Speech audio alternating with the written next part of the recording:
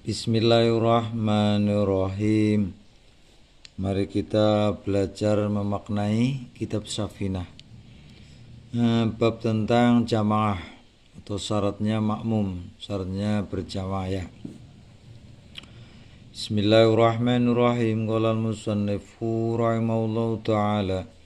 Nafa'ana bihi wa bi ulumi fid dharain amin ya rabbal alamin. Bismillahirrahmanirrahim. Faslun syurutul qudwati.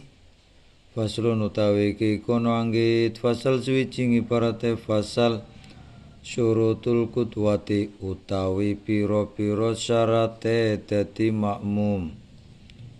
Iku ada asyara ono 11. Alaya guna suci ento ora ono sopo makmum. Allah ya alama yen tora urus sapa makmum putlana solati imamihi ing batale solate imame makmum biatasin batal sebab batas ghairi utawa kelawan liyane hadas wa alla yang takidalan yen tora nekodake sapa makmum wujuba qadha iya ing wajib ngodoni salat ngalehi ing atase imam wa alla yakuna lan yen to ora ana sapa imam iku makmuman dadi makmum wala umiyan lan ora wong kang bodho wacane. Bismillahirrahmanirrahim. Syarat-syarat menjadi makmum itu ada 11. Yang pertama, Allah ya'lama butlana sholati imamihi. Yang pertama, seorang makmum itu tidak yakin atau tidak tahu kalau sholat imam itu tidak batal. Jadi nek ngerti kok batal berarti ora sah kulit dadi makmum. Batale biadasin akhiri sebab adanya hadas atau yang lain ya, selain hadas ya karena menyentuh bukan muhrim misal, atau karena makan permen dan selain sebagainya batal. Walayan takidah dan tidak beretekad tidak berkeyakinan wujub qodhoiha alaihi imam wajib mengkodoni sholat. Wa alla yakuna makmuman wala umiyan, dan seorang imam itu tidak boleh jadi makmum. Maksudnya kadang kan ada orang itu makmum masbuk misal, ada orang datang kemudian ikut atau mengikuti orang yang sedang sholat itu untuk jadi imam. Nah kalau imamnya konang-kono adalah nyatanya makmum makanya tidak boleh, imam harus sendirian. Walumian dan seorang imam itu tidak boleh yang ora pinter maca, setidaknya bisa membaca sesuai dengan aturan tajwid gitu.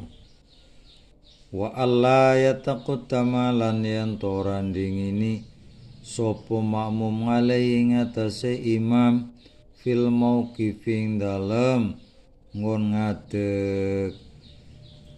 Kemudian syarat berikutnya adalah imam makmum itu kalau menjadi makmum tidak mendahului imam pada tempat sholat, ngadege bareng, telapakane bareng, lebih kuwi ora boleh.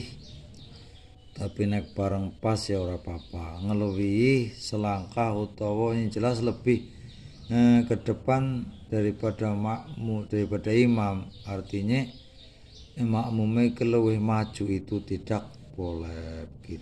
Wa ya'lamalan yanto weru sapa makmum intiqolati imami ing ngolah ngalihe imame makmum wa ayyajtami'a lan yen to kumpul sapa imam lan makmum fi masjidin ing dalam masjid siji au fi salasimi ati dzirongin utawa ing dalam 300 dzira takriban ing dalam kira-kirane wayan wialan yanto niat sapa makmum cara niat al-qudwat ing dadi makmum awil jamaah utawa ing jamaah wa ayyata wa faqolan yanto metuki sapa makmum nalma sholatima ing salate ing runtute salate imam lan makmum.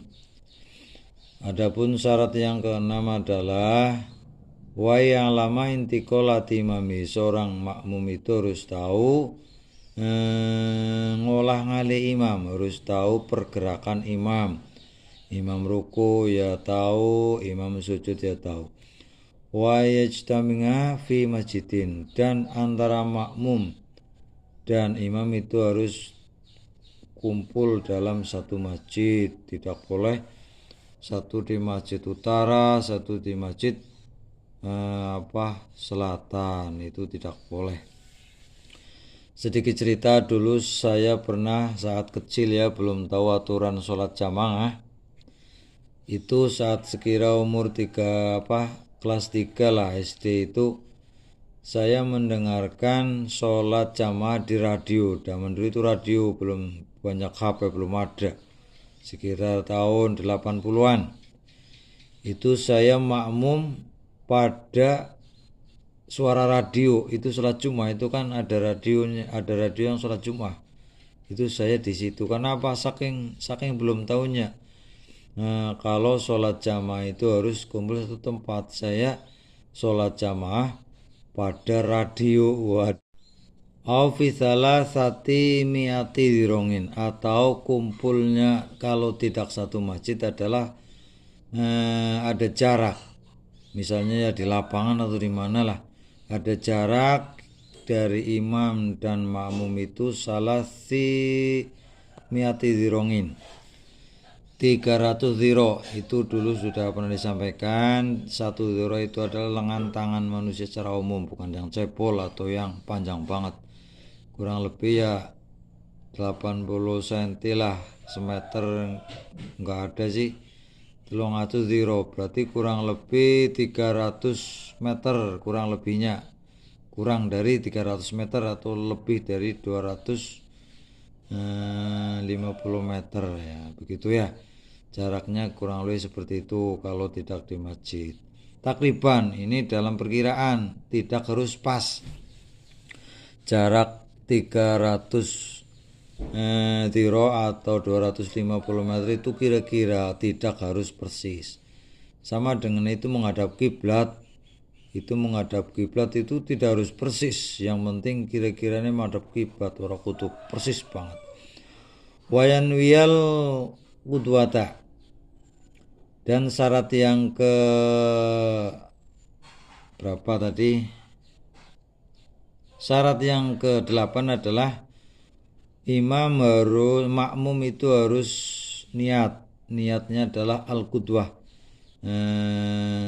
niat berjamaah. Contohnya ya, usolli fatudhuri arba'a rakaati mustaqbilal qiblati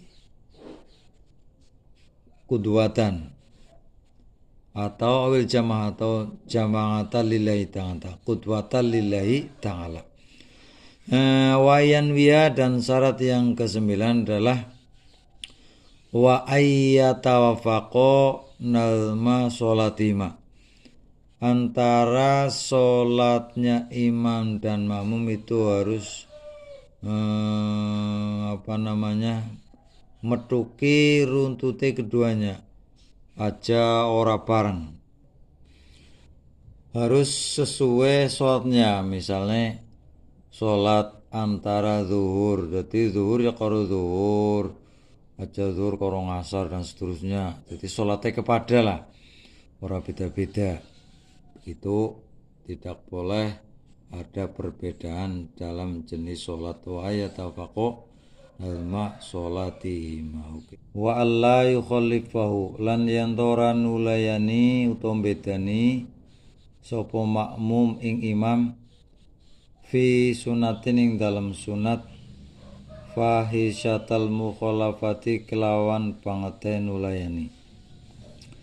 Syarat yang berikutnya seorang makmum itu tidak boleh bedani, tidak boleh berbeda dengan apa yang dilakukan imam dalam hal sunat. Ya misalnya imamnya melakukan sholat duhur, itu kan ada tahiyat awal atau tasyahud awal. Dalam 2 rakaat itu kan ada tahiyat, itu kan sunat. Artinya seandainya tidak dijalankan itu tahiyat itu sholat duhur, ya sah saja walaupun tidak ada tahiyat yang pertama. Tapi walaupun demikian, itu seorang makmum itu tetap harus mengikuti walaupun imamnya sunat, maksudnya walaupun menjadi makmum dan imamnya di situ menjalankan tahiyat awal, kok makmumnya kepengin lah aku ora tahiyat awal, ya nu ora dadi, berarti nang kono berbeda atau bedani dengan apa yang dilakukan imam. Maka tidak boleh walaupun di situ sunat, makmum tetap harus mengikuti apa yang dilakukan imam seperti tahiyat awal fahisyatal muwalafati dengan perbuatan yang begitu jelek. Wa ayyatabi'ahu wa ayyatabi'ahu lan yanto manut sapa makmum ing imam. Syarat yang terakhir sebagai makmum atau sholat berjamaah adalah nomor 11, yaitu wa ayyatabi'ahu.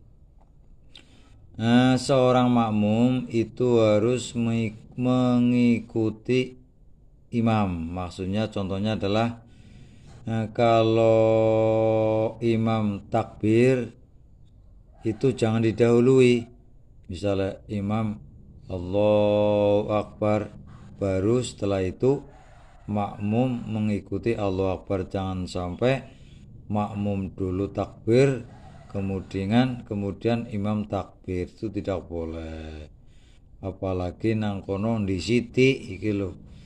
Dengan catatan apa yang terjadi itu tidak tahu artinya karena memang misalnya jauh di belakang, misal terjadi loh jauh di belakang tidak tahu kalau imam itu belum takbir. Misalnya imam di belakang karena jauh terus takbir, ternyata imamnya itu belum takbir, makmum takbir dulu, itu tidak apa-apa dengan catatan tidak tahu. Nah kalau tahu ya jelas batal.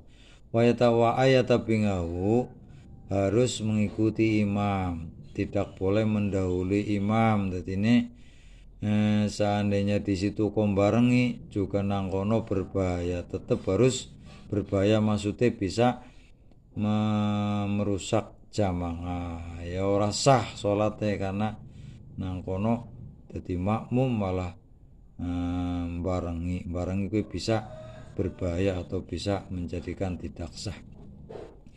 Sebaiknya tetap ngeri, jangan mendahului lebih dari 2 rukun. Takbir disit Allahu Akbar, imamnya nembe arep takbir, itu tidak sah kalau tidak tahu.